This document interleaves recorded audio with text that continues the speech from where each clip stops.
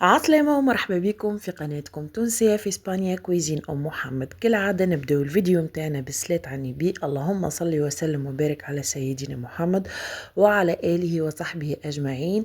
مرحبا بكم الناس الكل، إن شاء الله كلكم تكونوا بأحسن الحال. رجعت لكم فيديو جديد ودبارة جديدة. في فيديو اليوم إن شاء الله باش نشارك معكم وصفتين باش نعملوا سباجيتي تونسية بالدجاج، وباش نعملوا مع بعضنا سلطة سيزار. أول حاجة نبدأ بها هي صوص المقرونة. في الطنجرة حطيت كمية باهية متاع الزيت، كما نعرفوا الناس الكل المقرونة تحب الزيت. ونضيفوا عليها الطماطم. بالنسبة لي أنا والناس اللي تعيش في إسبانيا نستعملوا الطماطم المرحية، يعني ما هيش طماطم مركزة كما اللي نستعملوها في تونس أو في بلدان أخرى. هنا حطيت مقدار 6 أو 7 مغارف متاع طماطم. ضفت عليها طريفة الدجاج تعملوها على حسب أفراد الأسرة ولا على حسب الرغبة متاعكم. زدت عليها أوريقات رند، المقرونة تحب الرند. هوني باش نبدأ نفوح حطيت الملح. باش نحط الفلفل الزينة حطيت مغرفة كبيرة ولا 2 مغارف صغار. هنا باش نضيف عليهم الفلفل المهروش، بالنسبة لي ما كثرتش على خاطر اللي عندي حار برشا. زدت عليها التابلو كروية التونسي. باش نزيد عليها الفلفل الشايح، هذاك الفلفل المكوش اللي نقليوه في الزيت وبعدكش نهرسوه ولا نرحيوه مع الملح. كما تعرفوا يبنن ياسر المقرونة والكسكسي ولا الروز. نخلطهم شوية مع بعضهم ونغطيو عليها. النار تكون متوسطة، نخليوها تتقلى شوية وتطلع هاك الروايح البنينة.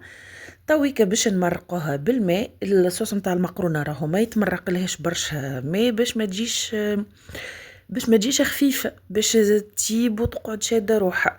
هنا حطيت يترا على خاطر بالنسبة ليا باش نعمل ارطل ونص مقرونة. عملت لها تحريكة صغرونة ونغطيو عليها ونخليوها تطيب. كي تبدا هي الصوص متاعنا تغلي، هنا ضفت لها الثوم مهرس مع شوية فلفل اكحل، ونخليو الصوص متاعنا تطيب على روح. هنا كي نشوفوا الدجاج بدا يطيب، يعني تقريبا وصل النص التياب، هنا قصيت لها كعبتين بطاطا وحطيتهم زادا يطيبوا مع الصوص. وفي نفس الوقت حطيت الماء يسخن وباش يغلي للمقرونه باش نصمتوها فيه. توي كان نتعداو باش نعملوا مع بعضنا سلطة سيزار كما قلت لكم من الاول. عندي الخس قصيته وغسلته، هنا حطيته في الصحن نوزعوه الكل على الصحن.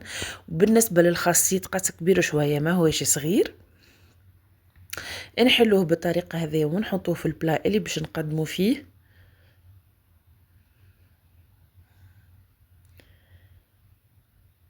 من بعد عندي توست انتجرال، قصيته هكاك مكعبات صغيره وباش نوزعه فوق الخس.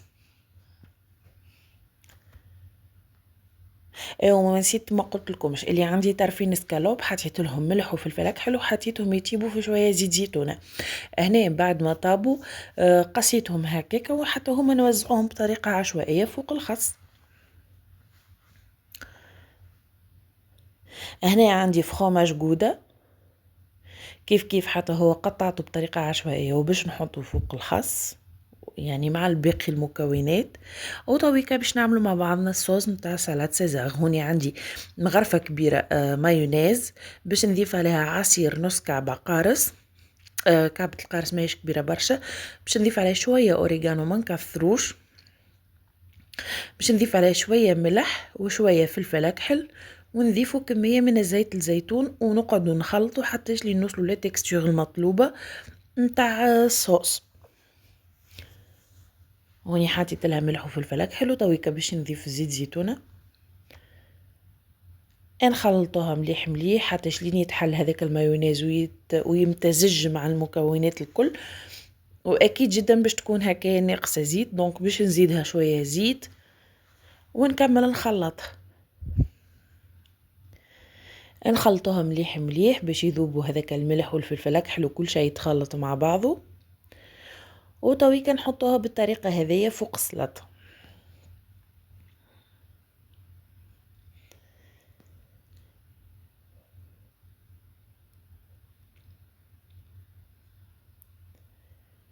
نقعد نوزعه في الصوص فوق الخس والمكونات اللي حطيناهم الكل من الاول.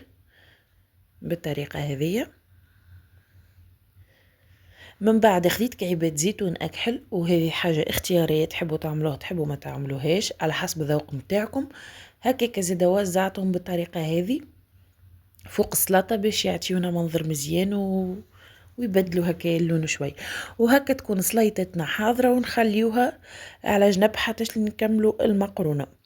صايي توا الصوص نتاع المقرونة طابت عقادت، قررت زيتها تويكا باش نحط لها قرينات فلفل اخضر، ونزيد نحط لها الباقي نتاع الثوم هذاك المهرس مع الفلفل اكحل من اللول.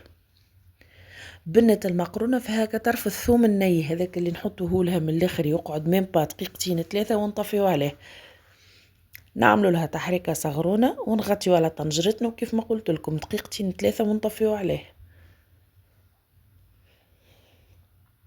وفي نفس الوقت الماء متاعنا اغلى وحطيت فيه المقرونة كما قلت لكم مش نعمل سباغيتي.